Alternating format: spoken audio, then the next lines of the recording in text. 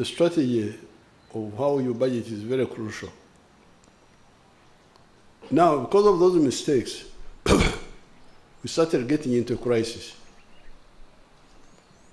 By 2005, plus other mistakes, like when the Gen Muntu and others blocked my plan of Bujagari. I had negotiated a very good agreement for Bujagari. They blocked it in Parliament. So we didn't have enough electricity. The only electricity we had was the one we had repaired of Owen Falls Dam. This issue of budgeting is not easy because people really get confused. That's why you find that some individuals are not able to manage in life because they are not able to prioritize among priorities. The strategy of how you budget is very crucial. Now, because of those mistakes, we started getting into a crisis. By 2005, plus other mistakes, like when the Gen Muntu and others blocked my plan of Bujagari. I had negotiated a very good agreement for Bujagari. They blocked it in Parliament. So we didn't have enough electricity. The only electricity we had was the one we had repaired of Owen Falls Dam. The economy was growing, electricity was not growing, electricity supply. So in 2005, we had a crisis of load shedding, you remember. This time I called Parliament in the Statistics House and also Cabinet. I said, please now, I demand that we prioritize the roads and electricity. And the reason I did that was because, and I would want to persuade all of you, that whatever you do, can you identify the factors, the core factors that primarily cause the economy to grow? As I was telling some people a little while ago, there are four things. First of all, peace in the country. Maybe 5. First of all, peace in the country. You must have peace in the country. So that's why we always prioritize the army. Even if we don't have enough money, let's fund the army to be able to defend us.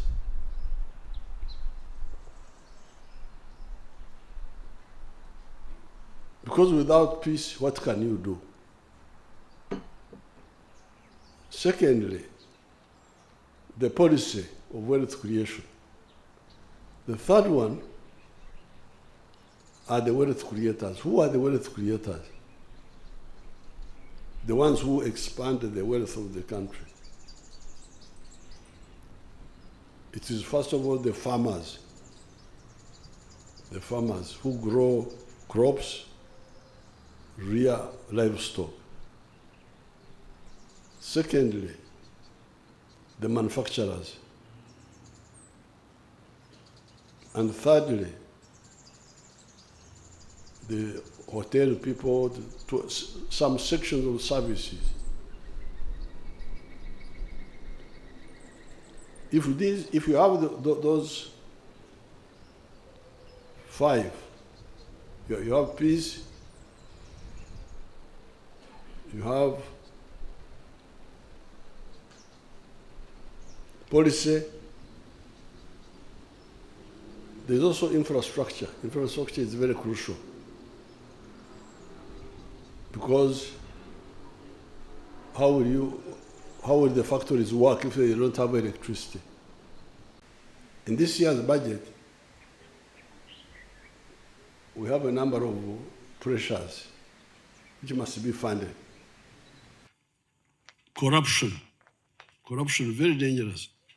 Because now that you are in leadership, if you are corrupt, not only are you going to misuse government resources, but you will become a bad example.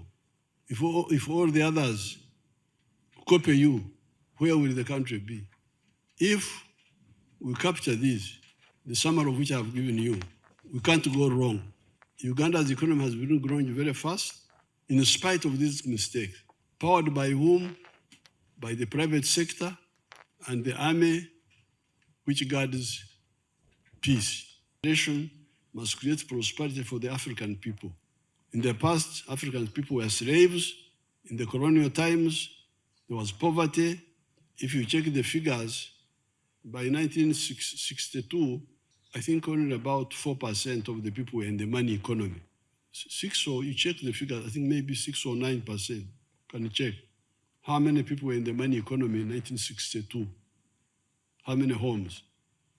So therefore, this generation must solve the problem of prosperity using the methods I have said. But then there's the second mission of strategic security. How can we be secure, Africa? So Africa, being colonized, was very risky. But the good thing is that, and the Europeans were really moving to also do like they did in Australia and America. That's how you get the problem of South Africa, where the whites came and took the land and so on. So somehow we survived. And why did we survive? Partly because of our advanced system of agriculture. We were staying with our animals in our houses. You would be in the house with a cow calf with you, with some goats, some sheep inside the same house. Some people think this was bad, but it was good because those cows were vaccinating us against the diseases. They would breathe into you. That's how we survived, one of the reasons. So therefore, one of the historical missions is to ensure that never again will Africa be threatened or marginalized. But when we got independence, people started relaxing. We were supposed to have Uhuru na Umoja. That was the slogan. We get freedom, we unite, create the East African Federation. But when we got independence,